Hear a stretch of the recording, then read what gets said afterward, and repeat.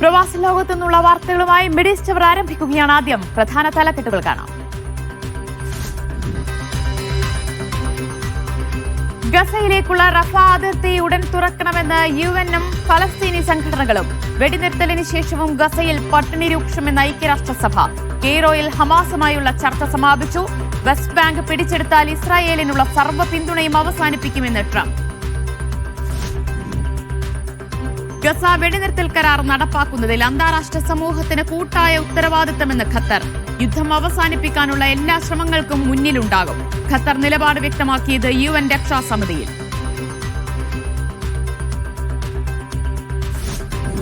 മുഖ്യമന്ത്രിയുടെ ഗൾഫ് പര്യടനം തുടരുന്നു. ഒമാനിലെത്തിയ മുഖ്യമന്ത്രി മസ്കറ്റിലെ ഇന്ത്യൻ കമ്മ്യൂണിസ്റ്റ് ഫെസ്റ്റിവൽ ഉദ്ഘാടനം ചെയ്തു. നാളെ സലാലയിലെത്തും. അൽ ഇത്തിഹാദ് മൈതാനിയിൽ കേരള വിംഗ് പ്രവാസോത്സവത്തിൽ പങ്കെടുക്കും.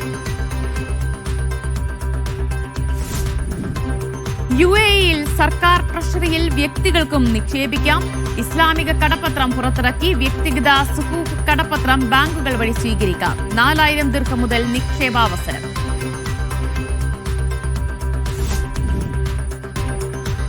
സൗദിയിൽ ഗതാഗത നിയമലംഘകരെ ലക്ഷ്യമിട്ട് വ്യാപക തട്ടിപ്പ്. കൃത്രിമാപകടങ്ങൾ ഉണ്ടാക്കി പണം ആവശ്യപ്പെടുന്നതായി പരാതി. ഒന്നിലധികം കേസുകളിൽ സിറിയൻ, യമൻ പൌരന്മാർ അറസ്റ്റിൽ.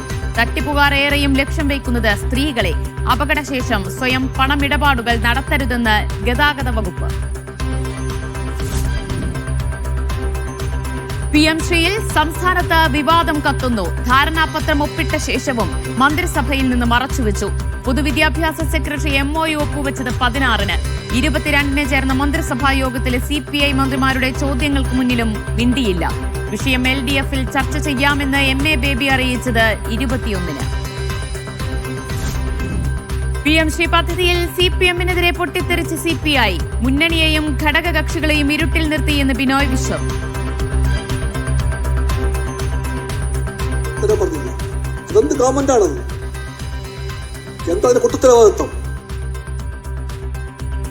CPI എതിർപ്പ് അവഗണിച്ച് മുന്നോട്ടു പോകാൻ CPM അനുനയ ശ്രമത്തിന് മുഖ്യമന്ത്രിയെ ചുമതലപ്പെടുത്തും.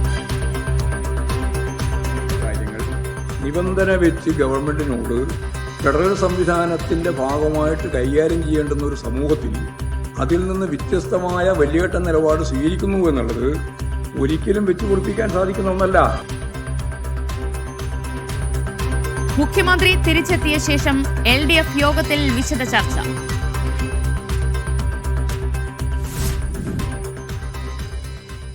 വിശദമായി നോക്കാം. കെയ്റോയിൽ ഹമാസ് ഉൾപ്പെടെ ഫലസ്തീൻ വിഭാഗങ്ങളും മധ്യസ്ഥ രാജ്യങ്ങളും തമ്മിലുള്ള ചർച്ച സമാപിച്ചു. വെടിനിർത്തൽ 2ാം ഘട്ടത്തിലേക്ക് കടക്കാൻ ഹമാസ് സന്നദ്ധത അറിയിച്ചു. റഫ ഉൾപ്പെടെ എല്ലാ അതിർത്തികളും തുറക്കണം എന്നതുൾപ്പെടെ 5 ആവശ്യങ്ങളും ഫലസ്തീൻ സംഘടനകൾ മുന്നോട്ട് വെച്ചു. ഗസയിലേക്കുള്ള റഫ അതിർത്തി ഉടൻ തുറക്കണമെന്ന് UN-ഉം ആവശ്യപ്പെട്ടു. വെടിനിർത്തൽ പ്രഖ്യാപനത്തിനു ശേഷവും ഗസയിൽ പട്ടിണി രൂക്ഷമായ സാഹചര്യത്തിലാണ് UN ഇടപെടൽ. ഗസ ഏകോപന കേന്ദ്രത്തിന്റെ ചുമതല യമനിലെ US അംബാസിഡർ സ്റ്റീഫൻ ഫാജിന് നൽകാൻ അമേരിക്ക. വെസ്റ്റ് ബാങ്ക് പിടിച്ചെടുത്താൽ ഇസ്രായേലിനുള്ള എല്ലാ പിന്തുണയും അവസാനിപ്പിക്കുമെന്ന് US പ്രസിഡന്റ് ഡൊണാൾഡ് ട്രംപ് പറഞ്ഞു. ഇസ്രായേൽ ഡ്രോൺ ആക്രമണത്തിൽ ഗസയിൽ 2 ഫലസ്തീൻകാർ കൊല്ലപ്പെട്ടു. വിവരങ്ങളുമായി MCA നാസർ ചേരുകയാണ്. MCA, കെയ്റോയിലെ ചർച്ച അവസാനിച്ചു കഴിയുകയാണ്. ഏതൊക്കെ കാര്യങ്ങളിൽ ധാരണയിലെത്തിയിട്ടുണ്ട്? വെടിനിർത്തൽ 2ാം ഘട്ടത്തിലേക്ക് കടക്കുന്നത് സംബന്ധിച്ച് എന്തൊക്കെ വിവരങ്ങളാണുള്ളത്? ദിവ്യ, പിന്നത്തെ ഏതാനും ദിവസങ്ങളായി ഖലീൽ അൽ ഹയ്യയുടെ നേതൃത്വത്തിലുള്ള ഹമാസ് പ്രതിനിധി സംഘം അതോടൊപ്പം തന്നെ മറ്റ് പലസ്തീൻ വിഭാഗങ്ങളുടെ പ്രതിനിധികളുമായിട്ടാണ് ഇപ്പോൾ മധ്യസ്ഥ രാജ്യങ്ങളായിട്ടുള്ള തുർക്കി, ഈജിപ്ത്, ഖത്തർ എന്നിവ വിശദമായിട്ടുള്ള ചർച്ച നടത്തിയത്. ആ ചർച്ച പ്രകാരം 2ാം ഘട്ടത്തിലേക്ക് വെടിനിർത്തൽ മുന്നോട്ട് പോകാൻ തങ്ങൾക്ക് തത്വത്തിൽ അംഗീകരിച്ചതായിട്ട് ഹമാസും അറിയിച്ചിട്ടുണ്ട്. പക്ഷേ ആദ്യഘട്ട വെടിനിർത്തൽ പോലും പൂർണ്ണമായിട്ടും ആ കരാർ വ്യവസ്ഥകൾ പാലിക്കാൻ ഇസ്രായേൽ തയ്യാറാകാത്തൊരു സാഹചര്യമുണ്ട്. ഇതിലുള്ള തങ്ങളുടെ ആശങ്ക ഹമാസും അതോടൊപ്പം തന്നെ പലസ്തീൻ സംഘടനകളും ഉന്നയിച്ചു. ഏതായാലും ഈ പ്രതിസന്ധി തീർക്കുന്നതിന്റെ ഒരു ഭാഗമായിട്ട് ഈ വെടിനിർത്തൽ വെടിനിർത്തലിന്റെ ചൈതന്യം അത് പൂർണ്ണമായിട്ടും ഉൾക്കൊണ്ട് തന്നെ മുന്നോട്ട് പോകാൻ ഇസ്രായേൽ തയ്യാറാകണം എന്നതുൾപ്പെടെയുള്ള ചില ഉപാധികൾ ഹമാസ് സംഘവും അതോടൊപ്പം തന്നെ മറ്റ് പലസ്തീൻ നേതാക്കളും മുന്നോട്ട് വെച്ചതായിട്ടാണ് മാധ്യമ റിപ്പോർട്ടുകൾ പുറത്തു വരുന്നത്. ഇതിൽ ഏറ്റവും പ്രധാനം എന്നത് ഗസ, അതോടൊപ്പം തന്നെ വെസ്റ്റ് ബാങ്ക്, ജെറൂസലം ഉൾപ്പെടെയുള്ള ഒരു പ്രദേശങ്ങളും ഇസ്രായേലിനോട് കൂട്ടിച്ചേർക്കാനോ അവിടെ അധിനിവേശം നടത്താനോ ഉള്ള ഒരു നിലക്കുള്ള നീക്കവും ഉണ്ടാകരുത് എന്നതാണ് പ്രധാനമായിട്ടും ഈ ഫലസ്തീൻ കൂട്ടായ്മകൾ മുന്നോട്ട് വെച്ചിരിക്കുന്ന ഒരു നിർദ്ദേശം. അതിൻ്റെ സ്വതന്ത്രമായിട്ടുള്ള വ്യക്തിത്വം നിലനിർത്തി മാത്രം മുന്നോട്ട് പോവുകയാണെങ്കിൽ തീർച്ചയായിട്ടും രണ്ടാം ഘട്ട വെടിനിർത്തൽ വ്യവസ്ഥകളിലേക്ക് വരാനും അതിൽ ഒരു സമവായം രൂപപ്പെടുത്താനും തങ്ങൾ ഒരുക്കമാണ് എന്നുകൂടി ഫലസ്തീൻ കൂട്ടായ്മകൾ അറിയിച്ചിട്ടുണ്ട്. അതിൽ ഏറ്റവും പ്രധാനപ്പെട്ട ഒരു 5 ഉപാധികൾ കൂടിയാണ് ഇപ്പോൾ ഫലസ്തീൻ നേതൃത്വം മുന്നോട്ട് വെച്ചിരിക്കുന്നതിൽ ഏറ്റവും പ്രധാനമെന്നത് ഈ വെടിനിർത്തൽ കരാറിൽ വ്യക്തമാക്കിയതുപോലെ വിലക്കുകളില്ലാത്ത വിധത്തിലുള്ള ഒരു സഹായ ലഭ്യത ഗസയിലേക്ക് ഉറപ്പുവരുത്തേണ്ടതുണ്ട്. അതിന് റഫ ഉൾപ്പെടെയുള്ള എല്ലാ അതിർത്തികളും അടിയന്തരമായി തുറക്കുകയും ഫലസ്തീൻ ജനത നേരിടുന്ന ജീവൽ പ്രതിസന്ധിക്ക് പരിഹാരം കാണാനുള്ള ശക്തമായുള്ള പ്രയോഗവൽക്കരണ നടപടികൾ വേണമെന്നുകൂടി ഈ കൂട്ടായ്മകൾ നിർദ്ദേശിച്ചിട്ടുണ്ട്. അതോടൊപ്പം തന്നെ സ്വതന്ത്ര ഫലസ്തീൻ ടെക്നോക്രാറ്റുകളുടെ ഒരു ബദൽ ഭരണ സംവിധാനം വരുന്നതിനോട് ഈ ഫലസ്തീൻ കൂട്ടായ്മകൾ, ഹമാസ് ഉൾപ്പെടെയുള്ള കൂട്ടായ്മകൾ യോജിപ്പ് പ്രകടിപ്പിച്ചതായിട്ടുള്ള റിപ്പോർട്ടുകൾ കൂടി പുറത്തു വരുന്നുണ്ട്. പുനർനിർമ്മാണവുമായി ബന്ധപ്പെട്ട് ഒരു അന്താരാഷ്ട്ര സമിതിക്ക് രൂപം നൽകണം. ആ സമിതിക്ക് ചുവടെയായിരിക്കണം ഇതിനുള്ള ഫണ്ട് സമാഹരണവും മറ്റു അനുബന്ധ നടപടികളും മുന്നോട്ട് കൊണ്ടുപോകേണ്ടത് എന്നുകൂടി വ്യക്തമാക്കുന്നു. ഗസയുടെ സുരക്ഷ ഉറപ്പാക്കാൻ ഫലസ്തീൻ കൂട്ടായ്മകളുമായി സഹകരിച്ചിട്ടുള്ള ഒരു സംവിധാനം വേണം എന്നൊരു നിർദ്ദേശമാണ് മറ്റൊന്ന്. അതോടൊപ്പം തന്നെ ഫലസ്തീൻ ഈ ഒരു രാഷ്ട്ര രൂപവൽക്കരണവുമായി ബന്ധപ്പെട്ട അതിൻ്റെ വിശാല ലക്ഷ്യങ്ങളിലേക്ക് നീങ്ങാനുള്ള ശക്തമായിട്ടുള്ള ചുവടുവെപ്പുകൾ ഉണ്ടാകണം എന്നുകൂടി ഈ കൂട്ടായ്മകൾ നിർദ്ദേശിച്ചിട്ടുണ്ട്. ഇനി ഈ കാര്യങ്ങൾ അമേരിക്കയുടെയും അതോടൊപ്പം തന്നെ ഇസ്രായേലിൻ്റെയും മുമ്പാകെ വെച്ചുകൊണ്ട് അവരുടെ ഒരു പ്രതികരണം കൂടി അറിഞ്ഞതിന് ശേഷം മാത്രമായിരിക്കും വെടിനിർത്തലിൻ്റെ രണ്ടാം ഘട്ടവുമായിട്ട് ഈ മധ്യസ്ഥ രാജ്യങ്ങൾ മുന്നോട്ട് പോകുക. ഏതായാലും ചർച്ചകൾ വളരെ ശുഭകരമായിരുന്നു എന്ന സൂചനയും പ്രതികരണവുമാണ് മധ്യസ്ഥ രാജ്യങ്ങൾ ഇപ്പോൾ ഏറ്റവും അവസാനം മുന്നോട്ട് വെക്കുന്നത്. ഇവിടെ ഇപ്പോൾ അമേരിക്കയുടെ ഇടപെടൽ എങ്ങനെയാണ്? ഗസ ഏകോപന കേന്ദ്രത്തിന്റെ ചുമതല US അംബാസിഡർ സ്റ്റീവൻ ഫാജിന് നൽകാനൊക്കെ തീരുമാനിച്ചിരിക്കുകയാണല്ലോ. അതുപോലെ തന്നെ ഇസ്രായേലിന് മുന്നറിയിപ്പുമായി വീണ്ടും എത്തുകയാണോ ട്രംപ്? ഇത് നേരത്തെ തന്നെ ദിവ്യ വ്യക്തമാക്കിയിരുന്നു, ഇസ്രായേലും അതോടൊപ്പം തന്നെ അമേരിക്കയും. കാരണം ഈ ഒരു സംഘം, ഒരു ഏകോപന കേന്ദ്രം അത് ഇസ്രായേലിൽ മാത്രമായിരിക്കും രൂപവൽക്കരിക്കുന്നത്. ഗസയിലേക്ക് അമേരിക്കൻ സൈന്യത്തിന്റെ ഒരു സാന്നിധ്യം പോലും ഉണ്ടാവുകയില്ല എന്ന് നേരത്തെ തന്നെ അമേരിക്കൻ നേതൃത്വം വ്യക്തമാക്കിയിട്ടുണ്ട്. പക്ഷേ ഗസയോട് ചേർന്നുള്ള ഇസ്രായേൽ പ്രദേശങ്ങളിൽ നിലയുറപ്പിച്ചുകൊണ്ടായിരിക്കും 200ഓളം അമേരിക്കൻ സൈനികരും അതോടൊപ്പം തന്നെ ഇസ്രായേൽ സുരക്ഷാ സംവിധാനങ്ങളും ചേർന്നുകൊണ്ടായിരിക്കും ഈ ഒരു ഏകോപന കേന്ദ്രത്തിന് രൂപം നൽകാനുള്ള തീരുമാനം. അതിന്റെ പൂർണ്ണമായിട്ടുള്ള മേൽനോട്ടത്തിനാണ് ഇപ്പോൾ സ്റ്റീവൻ ഫാജിനെ, യമനിലെ അമേരിക്കൻ അംബാസഡർ കൂടിയാണ്, അദ്ദേഹത്തെ നിയോഗിച്ചിരിക്കുന്നത്. അതുമായി ബന്ധപ്പെട്ട നടപടിക്രമങ്ങൾ മുന്നോട്ട് കൊണ്ടുപോകാൻ US സെൻട്രൽ കമാൻഡിനോടും അമേരിക്കൻ നേതൃത്വം നിർദ്ദേശിച്ചിട്ടുണ്ട്. അതുമായി ബന്ധപ്പെട്ട ഏതൊക്കെ രൂപത്തിലായിരിക്കണം ഈ ഭക്ഷ്യവിതരണം ഉൾപ്പെടെയുള്ള കാര്യങ്ങളിൽ ഇസ്രായേലിന്റെ ആ ഒരു പരിധിക്കുള്ളിൽ നിന്നുകൊണ്ടുള്ള പ്രവർത്തനം എന്നത് സംബന്ധിച്ച് ചർച്ചകളും നടക്കും. എന്തായാലും തങ്ങളുടെ ഒരു ഇസ്രായേൽ എന്ന ഒരു രാജ്യത്തിന്റെ ആ ഒരു ഭൂപരിധിയിൽ നിന്നുകൊണ്ട് മാത്രമായിരിക്കും ഇതിന്റെ പ്രവർത്തനമെന്ന് അമേരിക്ക വ്യക്തമാക്കിയിട്ടുണ്ട്. കാരണം വിദേശ ഒരു സൈനിക സാന്നിധ്യം പോലും തങ്ങളുടെ മണ്ണിൽ അനുവദിക്കുകയില്ല എന്ന് ഹമാസ് നേരത്തെ തന്നെ പ്രഖ്യാപിത നിലപാട് കൈക്കൊണ്ടതാണ്. അതോടൊപ്പം തന്നെയാണ് ഹമാസിന്റെ നിരായുധീകരണം ഉൾപ്പെടെയുള്ള കാര്യങ്ങളും ഈ കഴിഞ്ഞ ദിവസങ്ങളിലും ചർച്ചയായിരുന്നു. അതിലും ഹമാസ് ഒരു പൊടുന്നനെ ഒരു തീരുമാനം എടുക്കാൻ അമേരിക്കയ്ക്കും പ്രായോഗികമായിട്ടുള്ള ബുദ്ധിമുട്ടുകളുണ്ട്. അതുകൊണ്ട് ഘട്ടം ഘട്ടമായിട്ട് മാത്രം ഒരു നിരായുധീകരണ പ്രക്രിയയിലേക്ക് കടക്കാൻ സാധിക്കൂ എന്ന വിവരം അമേരിക്ക ഇസ്രായേൽ നേതൃത്വത്തെയും അറിയിച്ചിട്ടുണ്ട്. കാരണം തിരക്ക് പിടിച്ച് ഹമാസിന്റെ നിരായുധീകരണം എന്നത് എളുപ്പമല്ല, അത് പ്രായോഗികമല്ല എന്ന ഒരു നിർദ്ദേശമാണ് US state secretary Marco Rubio കഴിഞ്ഞ ദിവസം ഇസ്രായേൽ നേതൃത്വത്തെ അറിയിച്ചിരിക്കുന്നത്. പക്ഷേ നെതന്യാഹുവും അതോടൊപ്പം തന്നെ തീവ്ര വലതുപക്ഷ മന്ത്രിമാരും ആഗ്രഹിക്കുന്നത് ഏറ്റവും എളുപ്പത്തിൽ വളരെ കുറഞ്ഞ സമയത്തിനുള്ളിൽ തന്നെ നിരായുധീകരണം നടക്കണമെന്നാണ്. പക്ഷേ ഇത് പ്രായോഗികമല്ല എന്ന വിവരം അമേരിക്ക ഇസ്രായേലിനെ ധരിപ്പിച്ചതായിട്ടുള്ള റിപ്പോർട്ടുകൾ കൂടിയാണ്. അതിർത്തി ഉടൻ തുറക്കണമെന്ന് ആവശ്യപ്പെടുന്നുണ്ടല്ലോ UN ഒക്കെ. അപ്പോൾ അത് ഉടൻ ഉണ്ടാകാൻ സാധ്യതയുണ്ടോ? എന്തായിരിക്കും ഇസ്രായേലിന്റെ ഒക്കെ ഒരു നിലപാട്? ദിവ്യ, ഇതൊക്കെ നേരത്തെ കരാറിന്റെ ഭാഗമായി തന്നെ കൃത്യമായിട്ട് പറഞ്ഞതാണ്. റഫാ അതിർത്തി തുറക്കും, ദിനം പ്രതി 600 ട്രക്കുകളെങ്കിലും ഗസയിലേക്ക് അനുവദിക്കുമെന്ന്. പക്ഷേ ഈ ഒരു 2 ആഴ്ച പിന്നിടുകയാണ് ഇപ്പോൾ ഈ വെടിനിർത്തൽ കരാർ പ്രാബല്യത്തിൽ വന്നിട്ട്. ഏതാണ്ട് 80-ലധികം വെടിനിർത്തൽ കരാർ ലംഘനങ്ങളാണ് ഇസ്രായേൽ നടത്തിയത്. 100-ലേറെ പലസ്തീൻ ജനത കൊല്ലപ്പെട്ടു, 200-ലധികം പേർക്ക് പരിക്കേറ്റു. അതുകൊണ്ട് ഈ വെടിനിർത്തൽ കരാർ നിലനിൽക്കുന്ന ഒരു ഘട്ടത്തിലും ഇപ്പോൾ അല്പം മുമ്പാണ് ഡ്രോൺ ആക്രമണത്തിൽ 2 ഫലസ്തീൻകാർ കൂടി ദർ അൽ ബലാഹിൽ കൊല്ലപ്പെട്ടിരിക്കുന്നത്. അപ്പോൾ നിരന്തരമായിട്ടുള്ള വെടിനിർത്തൽ ലംഘനങ്ങൾ ഇസ്രായേൽ തുടർന്നുകൊണ്ടിരിക്കുമ്പോൾ സ്വാഭാവികമായിട്ടും നേരത്തെ സൂചിപ്പിച്ചതുപോലെ തന്നെ റഫാ അതിർത്തി തുറക്കുക എന്നത് ഈ കരാറിൽ വളരെ കണിശമായി തന്നെ പറഞ്ഞ കാര്യമാണ്. പക്ഷേ ഇത്ര ദിവസങ്ങൾ പിന്നിട്ടിട്ട് പോലും റഫാ അതിർത്തി തുറക്കാനോ കൂടുതൽ ട്രക്കുകൾ എത്തിക്കാനോ, അതോടൊപ്പം തന്നെ ഇപ്പോൾ ഏറ്റവും അവസാനം UN-ന്റെ റിപ്പോർട്ട് വരുന്നത് പ്രകാരം 15 ലക്ഷം ജനങ്ങളാണ് താൽക്കാലിക താമസം ആവശ്യപ്പെട്ട് കാത്തിരിക്കുന്നത്. കാരണം അവർക്കൊരു താൽക്കാലിക ടെന്റുകൾ പോലും ലഭ്യമാക്കാനോ അത് എത്തിക്കാനുള്ള ഒരു സംവിധാനമോ അതിനുള്ള അനുമതിയോ ഇനിയും ഇസ്രായേൽ നൽകിയിട്ടില്ല. അപ്പോൾ ഇസ്രായേലിന്റെ ഒരു തിട്ടൂരപ്രകാരം തന്നെയാണ് ഈ വെടിനിർത്തൽ കരാർ നിലനിൽക്കുന്ന ഘട്ടത്തിലും കാര്യങ്ങൾ മുന്നോട്ട് പോകുന്നത്. അതുകൊണ്ട് തന്നെയാണ് ഈ 2ാം ഘട്ട വെടിനിർത്തലിലേക്ക് കടക്കണമെങ്കിൽ ഈ ഉപാധികൾ അംഗീകരിക്കണമെന്ന പരോക്ഷമായിട്ടുള്ള വളരെ വലിയൊരു മുന്നറിയിപ്പാണ് ഹമാസ് ഉൾപ്പെടെയുള്ള പലസ്തീൻ സംഘടനകൾ ഇപ്പോൾ മധ്യസ്ഥ രാജ്യങ്ങളെ അറിയിച്ചിരിക്കുന്നത്. അതിൽ ഇനി അമേരിക്കയുടെ തുടർ നീക്കങ്ങൾ, ഇസ്രായേലിനെ കൊണ്ട് ആ അർത്ഥത്തിൽ ഇതിനെ പ്രേരിപ്പിക്കാൻ അമേരിക്ക തയ്യാറാകുമോ എന്നത് ഉൾപ്പെടെയുള്ള ചോദ്യങ്ങൾ ഈ ഘട്ടത്തിലും ബാക്കി നിൽക്കുകയാണ്. ദിവ്യ, എന്തായാലും മധ്യസ്ഥ രാജ്യങ്ങളും അതുപോലെ തന്നെ ഫലസ്തീനിലെ മറ്റ് സംഘടനകളും ഹമാസും ഒക്കെയായി നടന്ന ചർച്ച അവസാനിച്ചിട്ടുണ്ട്. 2ാം ഘട്ടത്തിലേക്ക് കടക്കുന്നത് സംബന്ധിച്ച് ഹമാസ് സന്നദ്ധത അറിയിക്കുകയും ചെയ്തിട്ടുണ്ട്. ഒപ്പം ഗസ അതിർത്തി ഉടൻ തന്നെ തുറക്കണമെന്ന ആവശ്യവും ഉയരുന്നുണ്ട്. പട്ടിണി അതിരൂക്ഷമാണ് ഗസയിൽ, അതാണ് അവസ്ഥ. MC നാസറാണ് വിവരങ്ങൾ നൽകിയത്.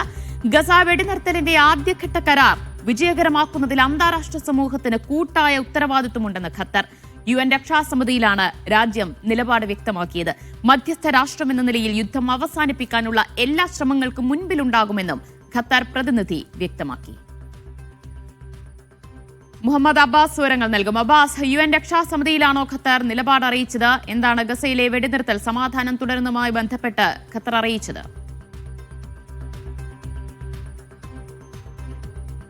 ദിവ്യ, UN രക്ഷാസമിതിയിൽ ഫലസ്തീനുമായി ബന്ധപ്പെട്ട ഒരു ചർച്ച, അതും അതിൽ UN-ലെ ഖത്തർ സ്ഥിരം പ്രതിനിധി ഷെയ്ഖ ആലിയ അഹമ്മദാണ് ഖത്തറിൻ്റെ നിലപാട് വ്യക്തമാക്കിയത്. അഥവാ 1ാം ഘട്ട വെടിനിർത്തൽ കരാർ സമ്പൂർണ്ണമായി യാഥാർത്ഥ്യമാക്കണം, അത് വിജയകരമാകണമെങ്കിൽ അന്താരാഷ്ട്ര സമൂഹത്തിൻ്റെ കൂട്ടായ ശ്രമങ്ങൾ വേണം. അത് ആരുടെയെങ്കിലും മാത്രം ഉത്തരവാദിത്തമല്ല, അതെല്ലാ അന്താരാഷ്ട്ര തലത്തിൽ തന്നെ എല്ലാവരുടെയും ഉത്തരവാദിത്തമാണ് എന്നാണ് UN രക്ഷാസമിതിയിൽ ഷെയ്ഖ ആലിയ അഹമ്മദ് വ്യക്തമാക്കിയത്. അവർ പറഞ്ഞ പ്രധാനപ്പെട്ട കാര്യങ്ങൾ, ഒക്ടോബർ 13 ഷർമു ഷെയ്ഖ് ഉച്ചകോടി ഉണ്ടായിരുന്നത്. ആ ഷർമു ഷെയ്ഖ് ഉച്ചകോടിയിൽ ഖത്തർ പ്രസിഡന്റ്, അതുപോലെ ഈജിപ്ത് പ്രസിഡന്റ്, US പ്രസിഡന്റ് അടക്കമുള്ള 4 പ്രസിഡന്റുമാരാണ് അന്നത്തെ ഉച്ചകോടിയിൽ ഒപ്പുവെച്ചത്. എങ്കിലും ഈ നിയമം, ഈ കരാർ വിജയകരമാക്കുന്നതിൽ അന്താരാഷ്ട്ര സമൂഹത്തിന് ഒരു കളക്റ്റീവ് റെസ്പോൺസിബിലിറ്റി ഉണ്ട് എന്നാണ് അവർ പറയുന്നത്. ഈജിപ്തും ഖത്തറും ഏറെ വെല്ലുവിളികൾക്ക് ശേഷമാണ്, 2 വർഷം നീണ്ട ചർച്ചകൾക്ക്, കൂടിയാലോചനകൾക്ക് ശേഷമാണ് ഈ കരാർ യാഥാർത്ഥ്യമാക്കുന്നത്. അത് പ്രധാനമായിട്ടും 2 ലക്ഷ്യം വെച്ചുകൊണ്ടുള്ളതായിരുന്നു. ഒന്ന്, ഫലസ്തീനികളുടെ ദുരിതത്തിന് അറുതി വരുത്തണം. രണ്ടാമതായി, അവിടുന്ന് പലായനം ചെയ്ത ഫലസ്തീനികളെ തിരികെ കൊണ്ടുവരണം. ഈ 2 ലക്ഷ്യങ്ങൾക്ക് വേണ്ടിയാണ് ഈ യുദ്ധവിരാമം എന്ന ലക്ഷ്യത്തിനു വേണ്ടി ഈ കരാർ ഒപ്പുവെച്ചത്. അത് പാലിക്കാൻ, അത് വിജയകരമായി നടപ്പാക്കാൻ അന്താരാഷ്ട്ര സമൂഹത്തിന് ഉത്തരവാദിത്തമുണ്ടെന്ന് അവർ പറയുന്നു. ഇതോടൊപ്പം തന്നെ ഗസയുടെ പുനർനിർമ്മാണവുമായി ബന്ധപ്പെട്ട കാര്യങ്ങളും അപ്ഡേറ്റുകളും അവർ UN രക്ഷാസമിതി നൽകുകയുണ്ടായി. അത് മാലിന്യം നീക്കം ചെയ്യാനുള്ള ശ്രമങ്ങളാണ് നിലവിൽ ഖത്തറിൻ്റെയൊക്കെ നേതൃത്വത്തിൽ അവിടെ നടന്നുകൊണ്ടിരിക്കുന്നത്. റോഡ് നിർമ്മാണം നടക്കുകയാണ്. 4.5 ലക്ഷം താമസ ക്യാമ്പുകൾ ഖത്തർ അവിടേക്ക് അയച്ചിട്ടുണ്ട്.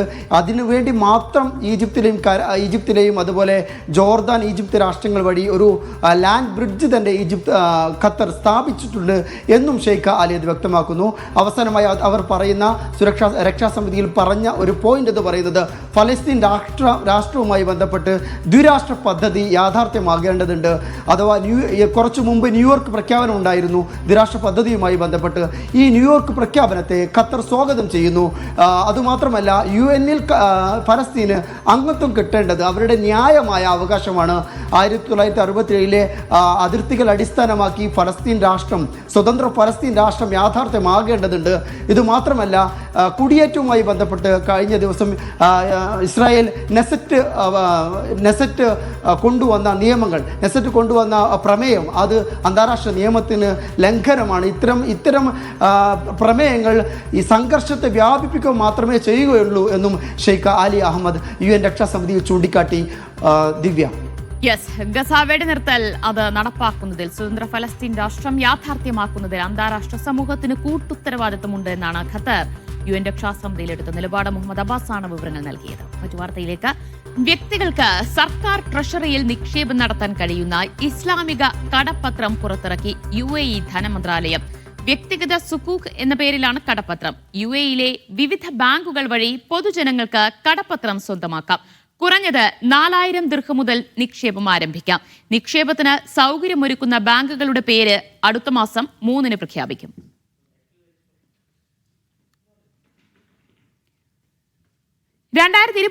ആദ്യ പകുതിയിൽ പേറ്റന്റുകളും വ്യാപാര മുദ്രകളും വഴി 3.6 മില്യൺ കുവൈറ്റ് ദിനാർ വരുമാനം ലഭിച്ചതായി വാണിജ്യ വ്യവസായ മന്ത്രാലയം അറിയിച്ചു. 35,000-ഓളം ഇടപാടുകളാണ് പേറ്റന്റ്, ട്രേഡ് മാർക്ക് വകുപ്പുകൾ വഴി പൂർത്തിയായത്. വ്യാപാര മുദ്ര രജിസ്ട്രേഷൻ, പ്രസിദ്ധീകരണം, സർട്ടിഫിക്കേഷൻ എന്നിവയാണ് പ്രധാനമായും നടത്തിയ പ്രവർത്തനങ്ങൾ. പേറ്റന്റ് വിഭാഗം 4000 ഇടപാടുകൾ രേഖപ്പെടുത്തി 5.67 ലക്ഷം ദിനാർ വരുമാനം നേടി. ഇതിൽ കൂടുതലും കമ്പനികളാണ് അപേക്ഷ നൽകിയതെന്ന് മന്ത്രാലയം അറിയിച്ചു. 2026-ലെ ഹജ്ജ് തീർത്ഥാടകർക്ക് ആരോഗ്യ നിർദ്ദേശങ്ങളുമായി UAE. സൗദിയും UAE-യും പ്രഖ്യാപിച്ച ആരോഗ്യ നിബന്ധനകൾ പാലിക്കണമെന്ന് general authority of Islamic affairs അറിയിച്ചു. വിശ്വാസികളുടെ സുരക്ഷയ്ക്ക് മുൻഗണന നൽകിയാണ് നിർദ്ദേശങ്ങൾ നൽകുന്നത്. മാനസിക വെല്ലുവിളി നേരിടുന്നവർ, ഹജ്ജ് കർമ്മങ്ങൾ നിർവഹിക്കാൻ തടസ്സമാകുന്ന ആരോഗ്യ പ്രശ്നം, ഡിമെൻഷ്യ എന്നിവയുള്ളവർക്ക് ഹജ്ജ് ചെയ്യാനാകില്ല. 3 മാസം പൂർത്തിയായ ഗർഭിണികളെയും ഹജ്ജിൽ നിന്ന് വിലക്കിയിട്ടുണ്ട്. പകർച്ചവ്യാധികളുള്ളവർക്കും കീമോകൾ എടുക്കുന്ന അർബുദബാധിതർക്കും ഹജ്ജിന് അനുമതിയുണ്ടാകില്ല.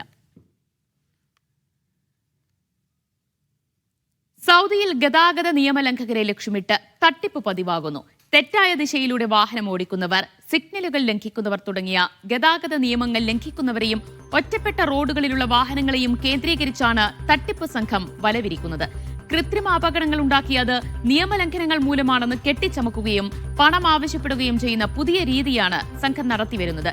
ഈ രീതിയിൽ ഒന്നിലധികം തട്ടിപ്പ് നടത്തിയ സിറിയയിൽ നിന്നും യമനിൽ നിന്നുമുള്ള പൗരന്മാരെ റിയാദ് ഗതാഗത വകുപ്പ് പിടികൂടി പബ്ലിക് പ്രോസിക്യൂഷന് കൈമാറി.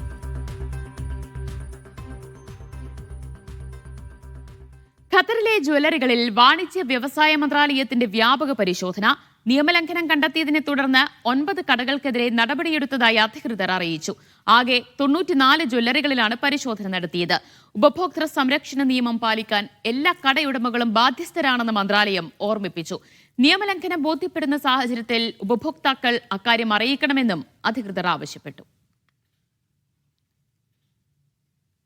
3 ദിവസത്തെ ഔദ്യോഗിക സന്ദർശനത്തിനായി ആന്ധ്ര മുഖ്യമന്ത്രി N. ചന്ദ്രബാബു നായിഡു UAE-ലെത്തി. അബുദാബിയിൽ Lulu group chairman MA Yusuff Ali അടക്കം വ്യവസായ പ്രമുഖരുമായി അദ്ദേഹം കൂടിക്കാഴ്ച നടത്തി. വിശാഖപട്ടണം ലുലു മോളിന്റെ നിർമ്മാണം ഉടൻ ആരംഭിക്കുമെന്ന് യൂസഫ് അലി കൂടിക്കാഴ്ചയിൽ പറഞ്ഞു. ഇന്ത്യയിലെ ആദ്യ AI ഹബും ഡിജിറ്റൽ ഡാറ്റാ സെന്ററും വിശാഖപട്ടണത്ത് ആരംഭിക്കുമെന്ന ഗൂഗിളിന്റെ പ്രഖ്യാപനത്തിന് പിന്നാലെയാണ് UAE-ലെ മുൻനിര കമ്പനി മേധാവികളുമായി ആന്ധ്ര മുഖ്യമന്ത്രി കൂടിക്കാഴ്ച നടത്തിയത്. ലുലു മാൾ 2028 ഡിസംബറോടെ നിർമ്മാണം പൂർത്തീകരിക്കാനാണ് ലക്ഷ്യമിടുന്നതെന്ന് MA യൂസഫ് അലി പറഞ്ഞു. ആന്ധ്രയിലെ കർഷകർക്കടക്കം പിന്തുണയേകുന്ന വിജയവാഡയിലെ ഭക്ഷ്യ സംസ്കരണ കയറ്റുമതി കേന്ദ്രം 3 മാസത്തിനകം പ്രവർത്തന സജ്ജമാകുമെന്നും ആന്ധ്ര മുഖ്യമന്ത്രിയെ അറിയിച്ചു. ലുലുവിന്റെ പദ്ധതികൾക്ക് ആന്ധ്ര മുഖ്യമന്ത്രി N. ചന്ദ്രബാബു നായിഡു കൂടിക്കാഴ്ചയിൽ പൂർണ്ണ പിന്തുണ ഉറപ്പു നൽകി. ആന്ധ്ര നിക്ഷേപ മന്ത്രി BC ജനാർദ്ദൻ റെഡ്ഡി, വ്യവസായ മന്ത്രി TG ഭരത്, വ്യവസായ വകുപ്പ് secretary N. Yuvraj, Lulu group executive director Ashraf Ali MA, Lulu international holdings director Anand AV എന്നിവർ കൂടിക്കാഴ്ചയിൽ പങ്കെടുത്തു. നവംബർ 14-15 തീയതികളിൽ വിശാഖപട്ടണത്ത് നടക്കുന്ന ആഗോള നിക്ഷേപക ഉച്ചകോടിയിൽ സംബന്ധിക്കാൻ UAE വ്യവസായികളെ മുഖ്യമന്ത്രി ചന്ദ്രബാബു നായിഡു ആന്ധ്രയിലേക്ക് ക്ഷണിച്ചു. രാഷ്ട്രീയ സാഹചര്യങ്ങൾ മൂലം 2019 ആന്ധ്രാപ്രദേശിൽ നിന്ന് പിന്മാറിയ ലുലുവിനെ മുഖ്യമന്ത്രി ചന്ദ്രബാബു നായിഡു താൽപ്പര്യമെടുത്താണ് വീണ്ടും സംസ്ഥാനത്തേക്ക് എത്തിക്കുന്നത്. അന്ന് നിലച്ചുപോയ പദ്ധതികളാണ് ഇപ്പോൾ യാഥാർത്ഥ്യമാകുന്നത്. Media 1 Abu Dhabi. മറ്റു വാർത്തയിലേക്ക്. ഈ വർഷം ഒക്ടോബർ വരെ ഖത്തറിലെത്തിയത് 35 ലക്ഷം സന്ദർശകർ. GCC രാഷ്ട്രങ്ങളിൽ നിന്നാണ് ഏറ്റവും കൂടുതൽ സഞ്ചാരികൾ എത്തിയത്. ഖത്തർ ടൂറിസമാണ് കണക്കുകൾ പ്രസിദ്ധീകരിച്ചത്. അന്താരാഷ്ട്ര തലത്തിൽ സഞ്ചാരികളുടെ ഇഷ്ടദേശമായി ഖത്തർ തുടരുന്നു എന്ന് തെളിയിക്കുന്നതാണ് ഖത്തർ ടൂറിസം പങ്കുവച്ച കണക്കുകൾ. മുൻവർഷം ഇതേ കാലയളവിനെ അപേക്ഷിച്ച് സന്ദർശകരുടെ എണ്ണത്തിൽ 2.2% വർധനയാണ് രേഖപ്പെടുത്തിയത്. വർഷത്തിന്റെ അവസാന പാദത്തിൽ കൂടുതൽ പരിപാടികൾക്ക് രാജ്യം വേദിയാകുന്ന സാഹചര്യത്തിൽ സഞ്ചാരികളുടെ എണ്ണത്തിൽ വർധനയുണ്ടാകുമെന്നാണ് പ്രതീക്ഷ. ആകെ സന്ദർശകരുടെ 36% എത്തിയത് GCC രാഷ്ട്രങ്ങളിൽ നിന്നാണ്. യൂറോപ്പാണ് രണ്ടാം സ്ഥാനത്ത്. ആകെ സന്ദർശകരുടെ 25%. ഏഷ്യ ഓഷ്യാനിയ മേഖലയിൽ നിന്ന് 22% സന്ദർശകരെത്തി. ഈ വർഷം മൂന്നാം പാദത്തിൽ ചൈനയിൽ നിന്നും ഓസ്ട്രേലിയയിൽ നിന്നും കൂടുതൽ സഞ്ചാരികളെത്തി. 37% വർധനയാണ് ചൈനയിൽ നിന്നുള്ളത്. ഓസീസിൽ നിന്ന് 31%. 60% സന്ദർശകർ വിമാനമാർഗവും 33% കരമാർഗവുമാണ് രാജ്യത്തേക്ക് പ്രവേശിച്ചത്. 7% പേർ കടൽ മാർഗമെത്തി. മൂന്നാം പാദത്തിലെ ഹോട്ടൽ ഓക്യുപ്പൻസി നിരക്ക് 68% വർദ്ധിച്ചെന്നും ഖത്തർ ടൂറിസം റിപ്പോർട്ടിൽ പറയുന്നു. Media 1 Doha. സൗദിയിൽ പരീക്ഷണാർത്ഥം പുറത്തിറക്കിയ ഡ്രൈവറില്ലാ കാറുകളിൽ യാത്ര ചെയ്തവരുടെ എണ്ണം 1000 കടന്നതായി കണക്കുകൾ. ട്രാൻസ്പോർട്ട് ജനറൽ അതോറിറ്റിയുടേതാണ് പദ്ധതി. പരീക്ഷണം വിജയകരമായതോടെ സേവനം റിയാദിന്റെ വിവിധയിടങ്ങളിൽ ലഭ്യമാക്കാനാണ് തീരുമാനം. സ്വയം ഓടുന്ന കാറുകൾ പരീക്ഷണാർത്ഥം കഴിഞ്ഞ ജൂലൈയിലാണ് റിയാദിൽ സേവനം ആരംഭിച്ചത്. Roshn front shopping mall, princess Nourah university എന്നീ രണ്ടിടങ്ങളിലാണ് പരീക്ഷണ സേവനം. Transport general authority, Uber, WeRide എന്നിവയുടെ സഹകരണത്തോടെയാണ് പദ്ധതി. സ്വയം ഓടുന്ന കാറുകളുടെ പൈലറ്റ് സർവീസിൽ ഇതുവരെ 1000-ലധികം യാത്രക്കാർ യാത്ര ചെയ്തുവെന്നാണ് കണക്ക്. പരീക്ഷണം വിജയകരമായതോടെ റിയാദിലുടനീളം ഈ വർഷം അവസാനത്തോടെ സേവനം ലഭ്യമാക്കും. 20-ലധികം വാഹനങ്ങൾ നിരത്തിലിറക്കാനും പദ്ധതിയുണ്ട്. നിലവിൽ ഊബർ ആപ്ലിക്കേഷനിലൂടെ സേവനം ലഭ്യമാകും. ഓരോ വാഹനത്തിലും ഒരു സുരക്ഷാ ഉദ്യോഗസ്ഥൻ നിലവിൽ ഉണ്ട്. ആഭ്യന്തര മന്ത്രാലയം, വിവരസാങ്കേതിക മന്ത്രാലയം, Saudi data and artificial intelligence authority, metrology and quality organisation തുടങ്ങിയ വകുപ്പുകളുടെ സഹകരണത്തോടെയായിരിക്കും പദ്ധതി വിപുലീകരിക്കുക. Vishal Cherpulassery, media 1, Riyadh. സൗദിയിലെ ജിദ്ദയിൽ മീഡിയ 1 സൂപ്പർ കപ്പ് ഫൈനൽ മത്സരം ഇന്ന്. സെമി ഫൈനൽ മത്സരങ്ങൾ ഇപ്പോൾ പുരോഗമിക്കുകയാണ്. ജിദ്ദ ഇന്ത്യൻ കോൺസുൽ ജനറലാണ് മുഖ്യാതിഥി. ജിദ്ദയിൽ ആദ്യമായി എത്തിയ സൂപ്പർ കപ്പിലേക്ക് വൻ ജനാവലിയാണ് ഇന്നും എത്തുന്നത്. ഇന്ന് അർദ്ധരാത്രിയോടെ ഫൈനൽ മത്സരം പൂർത്തിയാകും. ജിദ്ദ ഒളിമ്പിക് വില്ലേജ് സ്റ്റേഡിയമാണ് വേദി. വിവരങ്ങളുമായി ജിദ്ദയിൽ നിന്നും സാബിത്ത് സലീമാണ് ചേരുന്നത്. സാബിത്ത്, എത്ര ആവേശകരമായാണ് ഇപ്പോൾ മത്സരം പുരോഗമിച്ചു വരുന്നത്? ആവേശകരമായ മീഡിയ 1 സൂപ്പർ കപ്പിന്റെ ഫൈനൽ മത്സരങ്ങളിലാണ് ഇന്ന് നമ്മളുള്ളത്. ഇന്ന് പ്രധാനമായും സെമി ഫൈനൽ മത്സരങ്ങളാണ് ഇവിടെ നടക്കാനിരിക്കുന്നത്. Indian consul general Fahad Ahmad Khan Suri പ്രധാനമായും മുഖ്യ അതിഥിയായി ഇവിടെ എത്തുന്നുണ്ട്. ആ ചടങ്ങുകളൊക്കെ അല്പസമയത്തിനകം ഇവിടെ ആരംഭിക്കും. നമുക്കിപ്പോൾ ഇതിന്റെ സംഘാടകർ കൂടി ചേരുന്നുണ്ട്. സംഘാടകരും ഇവിടെ കാണികളായിട്ട് എത്തിയിട്ടുള്ള ആളുകളും ചേരുന്നുണ്ട്. ഞങ്ങൾ ഇന്നലെ പ്രതീക്ഷിച്ചതിൽ കൂടുതൽ ആൾക്കാരാണ് നമ്മൾ കളി കാണാൻ എത്തിയിട്ടുള്ളത്.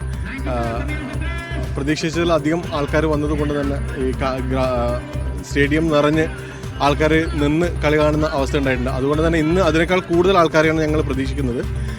അതിനുള്ള ഒരുക്കങ്ങൾ ഞങ്ങൾ ഇവിടെ ചെയ്യുന്നുണ്ട്. നമ്മുടെ ഭാഗത്ത് നിന്ന് വളണ്ടിയർമാരൊക്കെ അതിന് സജ്ജമാണ്. ഇന്ന് പ്രത്യേകിച്ച് CG വരുന്ന, അതായത് കോൺസുൽ ജനറൽ വരുന്ന ഒരു ദിവസം കൂടിയാണ്. അദ്ദേഹമാണ് ഉദ്ഘാടനം ചെയ്യുന്നത്. ഓക്കെ, ഇത്തരത്തിൽ കോൺസുൽ ജനറലാണ് ഇന്നത്തെ മുഖ്യ അതിഥി. അദ്ദേഹം ഇവിടുത്തെ ഇന്ത്യൻ കമ്മ്യൂണിറ്റിയെ അഭിസംബോധന ചെയ്ത് സംസാരിക്കും. നമ്മളോടൊപ്പം കാണികൾ കൂടി ചേരുന്നുണ്ട്. നല്ല അടിപൊളിയായിട്ടാണ് മത്സരങ്ങളൊക്കെ ഇന്നലെ നടന്നത്.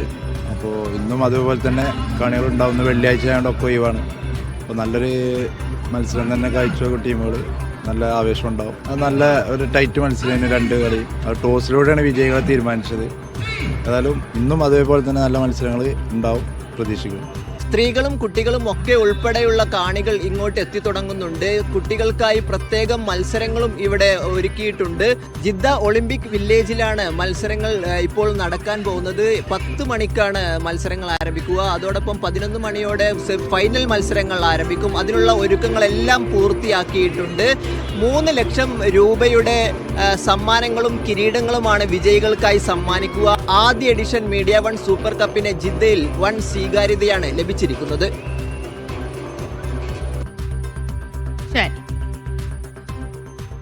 മറ്റു വാർത്തയിലേക്ക്. കൃത്രിമ ബുദ്ധിയെക്കുറിച്ചുള്ള ആദ്യ ഗൾഫ് റെഡ് ക്രിസന്റ് സമ്മേളനം കുവൈറ്റിൽ സമാപിച്ചു. ഗൾഫ് മാനുഷിക സംഘടനകളുടെയും സമൂഹങ്ങളുടെയും പ്രതിനിധികൾ സമ്മേളനത്തിൽ പങ്കെടുത്തു. ദ്രുതഗതിയിലുള്ള സാങ്കേതിക പുരോഗതിക്കൊപ്പം കൃത്രിമ ബുദ്ധിയുടെ ഉപയോഗം മാനുഷിക പ്രവർത്തനങ്ങളുടെ കാര്യക്ഷമത വർദ്ധിപ്പിക്കുന്നതിൽ പ്രധാനമാണെന്ന് Kuwait red crescent society chairman Khalid Al Mughamas പറഞ്ഞു.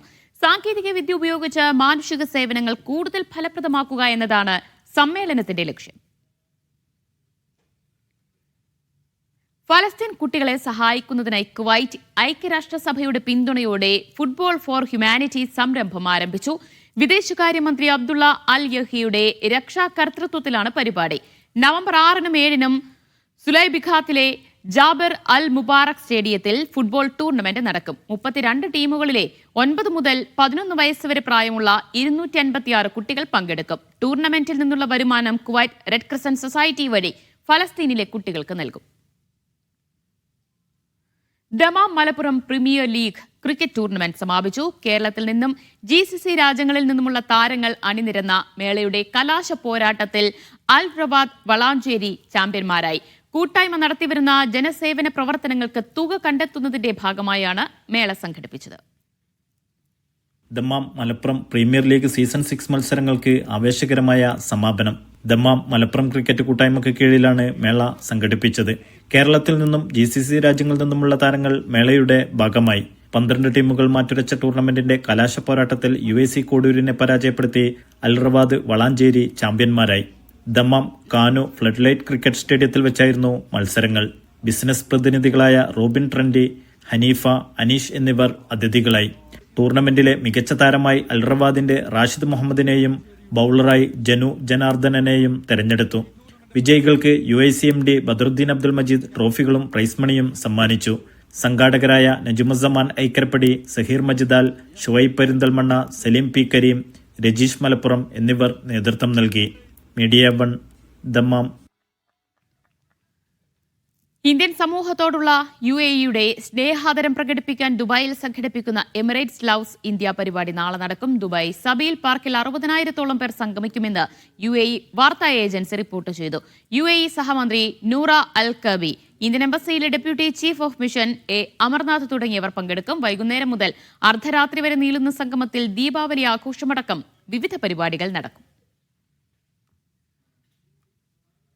ദുബായിൽ നടന്ന അറബ് റീഡിംഗ് ചലഞ്ചിൽ ടുണീഷ്യൻ ഇരട്ട സഹോദരിമാർ ജേതാക്കൾ. 3 കോടിയിലേറെ വിദ്യാർത്ഥികളെ പിന്തള്ളിയാണ് 12 വയസ്സുള്ള ബിൽസാനും ചാമ്പ്യന്മാരായത്.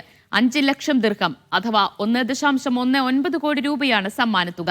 ഇന്ത്യക്ക് വേണ്ടി മലയാളിയായി മുഹമ്മദ് സാബിത് ഫൈനലിൽ മാറ്റുരച്ചിരുന്നു.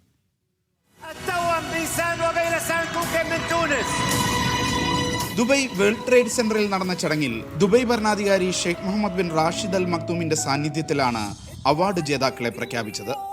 600-ലധികം പുസ്തകങ്ങൾ വായിച്ചതാണ് ഈ ഇരട്ടകൾക്ക് കരുത്തായി മാറിയത്. ബഹ്റൈനിലെ 11 വയസ്സുകാരൻ മുഹമ്മദ് ജാസിം ഇബ്രാഹിം 2ാം സ്ഥാനം നേടി. മൗറിത്താനിയയിലെ 9 വയസ്സുകാരി മറിയം ഷാമിക്കിനാണ് 3ാം സ്ഥാനം.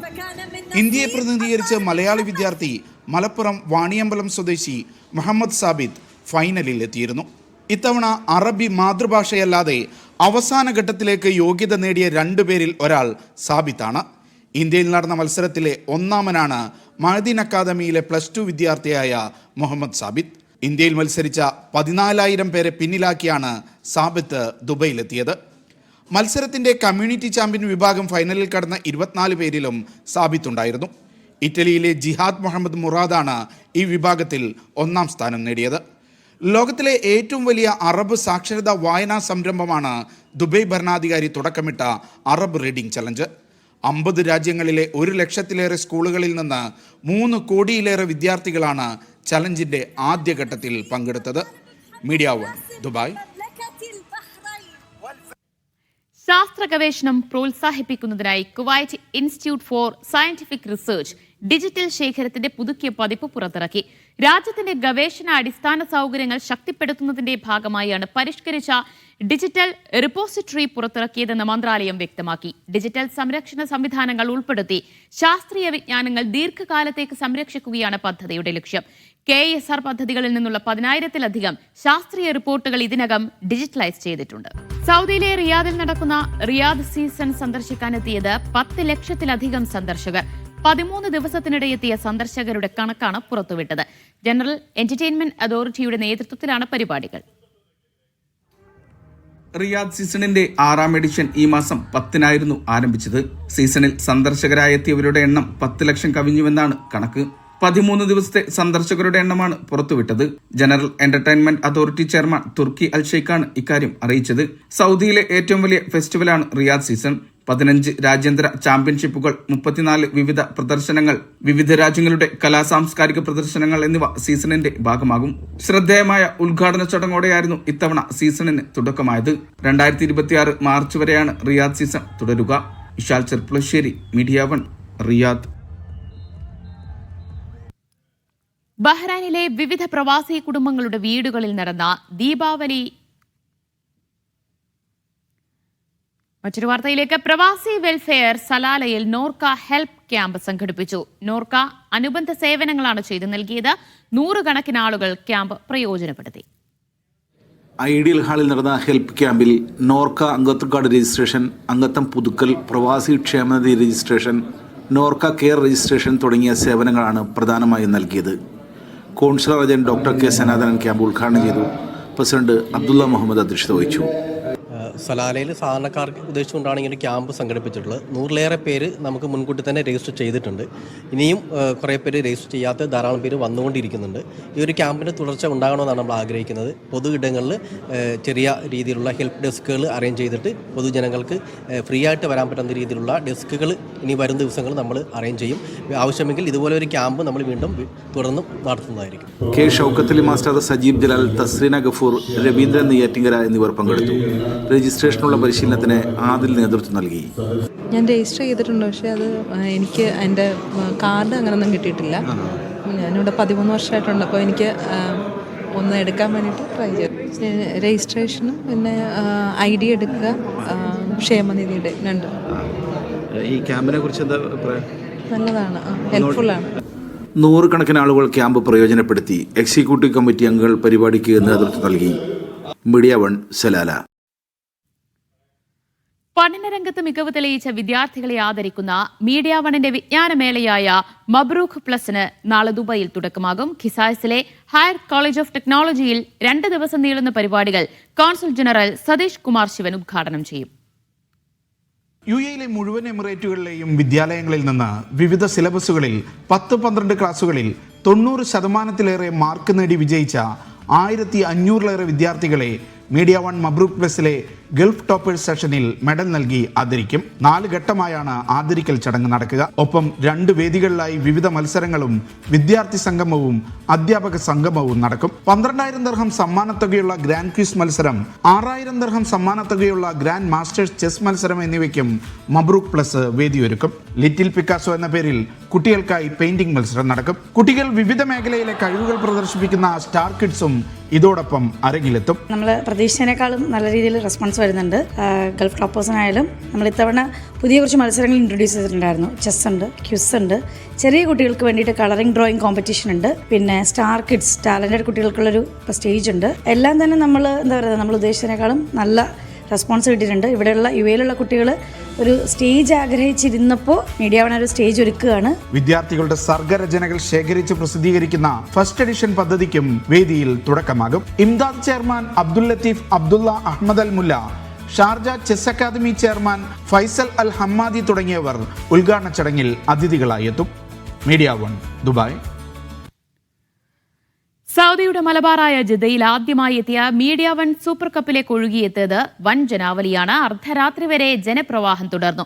ഇന്ന് രാത്രി നടക്കുന്ന സൂപ്പർ കപ്പ് ഫൈനലിൽ സ്റ്റേഡിയം നിറഞ്ഞൊഴുകും. അന്താരാഷ്ട്ര നിലവാരത്തിലുള്ള സ്റ്റേഡിയത്തിൽ പുത്തൻ വൈബിലായിരുന്നു മീഡിയ വൺ സൂപ്പർ കപ്പ്.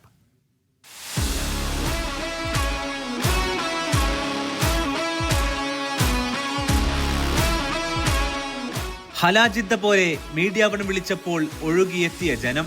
ഫുട്ബോളിന്റെ സൗദിയിലെ മലബാറായ ജിദ്ദയുടെ ഗാലറി നിറഞ്ഞൊഴുകി.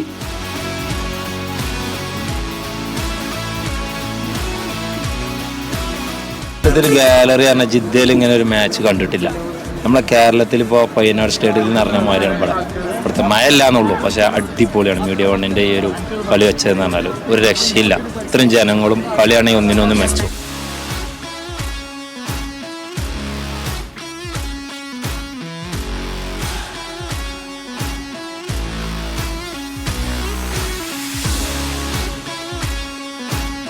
ജിദ്ദക്കാർക്ക് ഒരു പെരുന്നാൾ ദിനാണത്. ജിദ്ദക്കാരെന്ന് പറഞ്ഞാൽ ഇപ്പോൾ ഓരോരുത്തരും പണി കഴിഞ്ഞ് ഇങ്ങനെ വന്നുകൊണ്ടിരിക്കുകയാണ്. ഗാലറി ഫുള്ളായി കണ്ട് ഇപ്പോഴും പണി കഴിഞ്ഞ് ആളുകൾ വന്നുകൊണ്ടിരിക്കുകയാണ്. ഇപ്പോഴും നല്ല നാട്ടിൽ നമ്മൾ കളിക്ക് പോണ അതേ ഫീലും ആ ആഘോഷവും ഗൗരവവും കാര്യങ്ങളും നല്ല തൊളത്തല്ലും എല്ലാ കാര്യങ്ങളും സെറ്റപ്പ് സൂപ്പർ.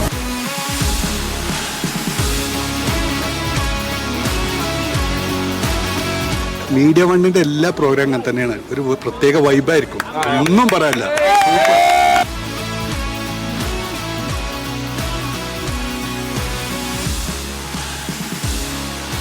എൻ്റെ ഹസ്ബൻഡ് കളിക്കുന്നുണ്ട്, വെൽ കണക്റ്ററിൽ ക്യാപ്റ്റനാണ്, നമ്പർ 24. നല്ല കളിയാണ്, സന്തോഷം. ഇത്രയും ആളുകൾ വരുമെന്ന് പ്രതീക്ഷിച്ചില്ല. കാരണം മറ്റു കളികളിനെ അപേക്ഷിച്ച് ഇപ്പോൾ പെണ്ണുങ്ങളെല്ലാവരും കൂടുതൽ, ഫാമിലി എല്ലാം കൂടുതലായിട്ട് കാണുന്നുണ്ട്. കുടുംബങ്ങളും ഫുട്ബോൾ പ്രേമികളും ഒന്നിച്ചെത്തിയതോടെ വർണ്ണക്കാഴ്ചയായി ഗാലറി.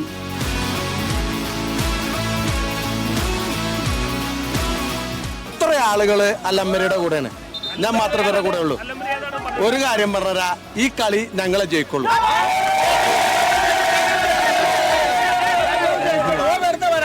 രണ്ട് ടീമും തുല്യ രണ്ട് ടീമും കുഴപ്പമില്ല. രണ്ട് ടീമും എന്ത് സംഭവിക്കും എങ്ങനെയാലും ഇങ്ങനത്തെ ഒരു കളി മീഡിയ വണ്ണിന് അഭിനന്ദനങ്ങൾ.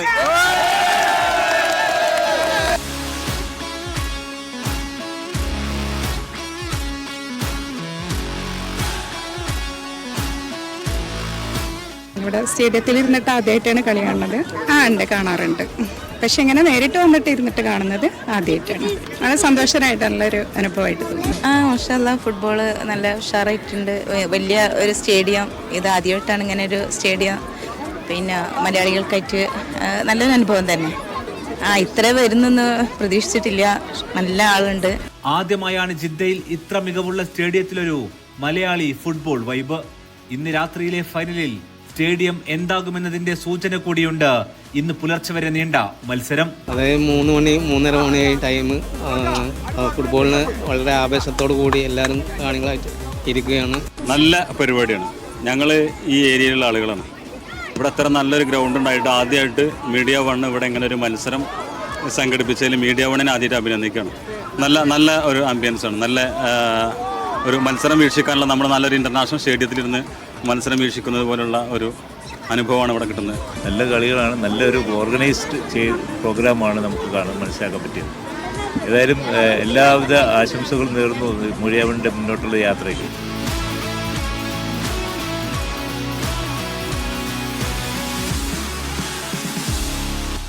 Media one Jeddah.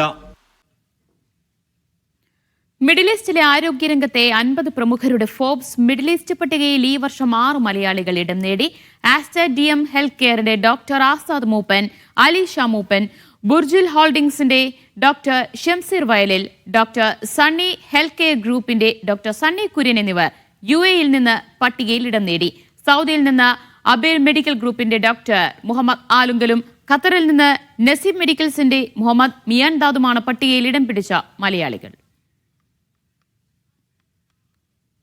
Forbes middle east പട്ടികയിൽ ഇടം പിടിച്ച നസീം ഹെൽത്ത് കെയർ MDയും CEO യും 33 ഹോൾഡിംഗ്സ് ചെയർമാനുമായ VP മിയാൻദാദ്.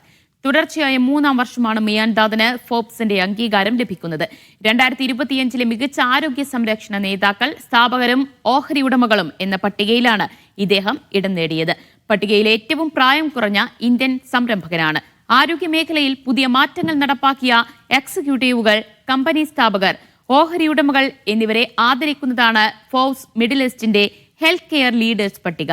ആഫ്രിക്കയിലെ മെഡിനോവ ഹെൽത്ത് കെയർ MD-ആയും ഖത്തറിലെ ഡിഫൈൻ ഡെന്റൽ ലാബ് ഡയറക്ടറായും മിയാൻദാദ് സേവനമനുഷ്ഠിക്കുന്നുണ്ട്. കേരളത്തിൽ PM-ശ്രീ പദ്ധതി നടപ്പാക്കാനുള്ള സർക്കാരിന്റെ നീക്കം തീവ്ര ഹിന്ദുത്വ അജണ്ടയോടുള്ള ഒത്തുതീർപ്പാണെന്ന് കുവൈറ്റ് KMCC നേതാക്കൾ ആരോപിച്ചു. മതേതര ചട്ടക്കൂടോടെയുള്ള കേരളത്തിന്റെ വിദ്യാഭ്യാസ സംവിധാനം RSS ആശയപ്രചാരണത്തിന് വിടുന്നത് അംഗീകരിക്കാനാകില്ലെന്ന് അവർ പറഞ്ഞു. പദ്ധതിയെ ചെറുക്കാൻ മതേതര കക്ഷികൾ മുന്നോട്ട് വരണമെന്നും KMCC സംസ്ഥാന നേതാക്കൾ ആവശ്യപ്പെട്ടു. ബഹ്റാനിലെ വിവിധ പ്രവാസി കുടുംബങ്ങളുടെ വീടുകളിൽ നടന്ന ദീപാവലി ആഘോഷ ചടങ്ങുകളിൽ ആശംസകളുമായി രാജകുടുംബാംഗത്തിന്റെ സന്ദർശനം. മലയാളിയായ പ്രവാസി വ്യവസായ പ്രമുഖൻ പമ്പാവാസൻ നായരുടെ വീട്ടിലും സന്ദർശനം നടന്നു. മന്ത്രിമാരും പ്രമുഖ വ്യക്തിത്വങ്ങളും ആഘോഷ ചടങ്ങുകളിൽ പങ്കുചേർന്നു. ദീപാവലി ആഘോഷത്തിന്റെ വർണ്ണപ്പൊലിമ. മലയാളിയായ വ്യവസായ പ്രമുഖൻ പമ്പാവാസൻ നായരുടെ വീട്. ദീപാലങ്കൃതമായി അലങ്കരിച്ച ഈ വസതിയിലേക്ക് കുടുംബാംഗങ്ങളുടെ ആഘോഷങ്ങൾക്ക് നിറപ്പകിട്ട് നൽകി രാജകുടുംബത്തിലെ ഏറ്റവും വലിയ വിശിഷ്ടാതിഥി എത്തി. ബഹ്റൈൻ കിരീടാവകാശിയും പ്രധാനമന്ത്രിയുമായ prince Salman bin Hamad Al ഖലീഫയെ പ്രതിനിധീകരിച്ച് Sheikh Mohammed bin Salman bin Hamad Al Khalifa. വീട്ടിലെത്തിയ രാജകുടുംബാംഗത്തിനും മന്ത്രിമാർക്കും പ്രമുഖ വ്യക്തിത്വങ്ങൾക്കും പമ്പാവാസൻ നായരുടെ കുടുംബം സ്നേഹാദരങ്ങളോടെ സ്വീകരണം നൽകി. ഷെയ്ഖ് മുഹമ്മദിനോടൊപ്പം ക്യാബിനറ്റ് കാര്യമന്ത്രി Hamad bin Faisal Al Malki, കിരീടാവകാശിയുടെ കോർട്ടിലെ രാഷ്ട്രീയ സാമ്പത്തിക ഉപദേഷ്ടാവ് Sheikh Mohammed bin Mohammed Isa Al Khalifa, പ്രധാനമന്ത്രിയുടെ ഓഫീസ് ഡയറക്ടർ ജനറൽമാരായ Sheikh Fahad bin Abdulrahman Al Khalifa, Hamad Yaqoob Al Mahmeed എന്നിവരും സന്നിഹിതരായിരുന്നു. പ്രമുഖ ഇന്ത്യൻ ബിസിനസ് ഗ്രൂപ്പുകളായ മുൽജിമൽ, കവലാനി, താക്കിർ, അസർപോട്ട, ഭാട്ടിയ എന്നീ കുടുംബങ്ങളുടെ ഭവനങ്ങളിലും രാജകുടുംബവും മന്ത്രിമാരും സന്ദർശനം നടത്തി. ബഹ്റൈനിലെ Indian ambassador Vinod K Jacob, Britain, Germany, France, Japan, Sri Lanka, Nepal തുടങ്ങിയ രാജ്യങ്ങളിലെ അംബാസഡർമാർ എന്നിവരും ആഘോഷങ്ങളിൽ പങ്കുചേർന്നു. മുനിസിപ്പൽ കാർഷിക മന്ത്രി വായിൽ ബിൻ നാസർ അൽ മുബാറക്, ആഭ്യന്തര മന്ത്രാലയത്തിലെ കമ്മ്യൂണിറ്റി കാര്യ ഉപദേഷ്ടാവ് അലി ബിൻ അൽ ഷെയ്ഖ് അബ്ദുൽ ഹുസൈൻ അൽ അസ്ഫൂർ, ഡോക്ടർ മുഹമ്മദ് അൽ സയ്യിദ് MP, മുഹമ്മദ് ഹുസൈൻ അൽ ജനാഹി MP എന്നിവരും വിശിഷ്ടാതിഥികളായെത്തി. പ്രവാസികൾക്ക് ലോകത്തിലെ ഏറ്റവും മികച്ചവും സുരക്ഷിതവുമായ ഇടമാണ് ബഹ്റൈനെന്നും രാജ്യം നൽകുന്ന പിന്തുണ വിലമതിക്കാനാവാത്തതാണെന്നും പമ്പാവാസൻ നായർ പറഞ്ഞു. പരസ്പര ബഹുമാനവും സജീവമായ സാംസ്കാരിക കൈമാറ്റങ്ങളും കൊണ്ട് സമ്പന്നമായ ഊഷ്മളവും ബഹുമുഖവുമായ ബന്ധം ബഹ്റൈനും ഇന്ത്യയും പങ്കിടുന്നത് തുടരുകയാണ്. ദീപാവലി പോലുള്ള ഇത്തരം ആഘോഷങ്ങൾ വീടുകൾക്ക് മാത്രമല്ല രാജ്യങ്ങൾ തമ്മിലുള്ള സൗഹൃദ ബന്ധങ്ങൾക്കും കൂടുതൽ വെളിച്ചം പകരുന്നതായി അദ്ദേഹം പറഞ്ഞു. ബഹ്റൈന്റെ വളർച്ചയിൽ ഇന്ത്യൻ കുടുംബങ്ങൾ നൽകിക്കൊണ്ടിരിക്കുന്ന സംഭാവനകളെ അഭിനന്ദിച്ച Sheikh Mohammed bin Salman bin Hamad Al Khalifa, കിരീടാവകാശിയും പ്രധാനമന്ത്രിയുമായ prince Salman bin Hamad Al ഖലീഫയുടെ ആശംസകൾ പ്രവാസി കുടുംബങ്ങളെ അറിയിച്ചു. Siraj Pallikkara, media 1, Bahrain. കുവൈറ്റിലെ അൽറായ് പ്രദേശത്ത് വാഹനങ്ങൾ അറ്റകുറ്റപ്പണി നടത്തുന്നയിടത്തുണ്ടായ തീപിടുത്തം അഗ്നിശമന സേന നിയന്ത്രണ വിധേയമാക്കി. പുലർച്ചെയുണ്ടായ തീപിടുത്തത്തിൽ ഒരാൾക്ക് പരിക്കേറ്റു. ഷുവൈഖ് ഇൻഡസ്ട്രിയൽ സെന്ററിലെ അഗ്നിശമന സേനയാണ് തീയണച്ചത്. തീപിടുത്തത്തിന്റെ കാരണം വ്യക്തമായിട്ടില്ല.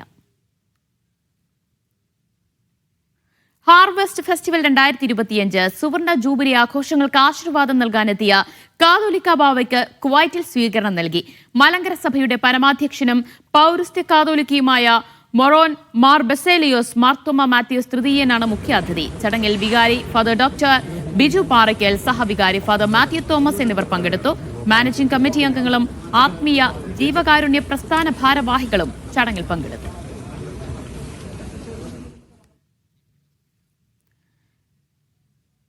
ഇനി മറ്റു ചില ഗൾഫ് വാർത്തകൾ ചുരുക്കത്തിൽ.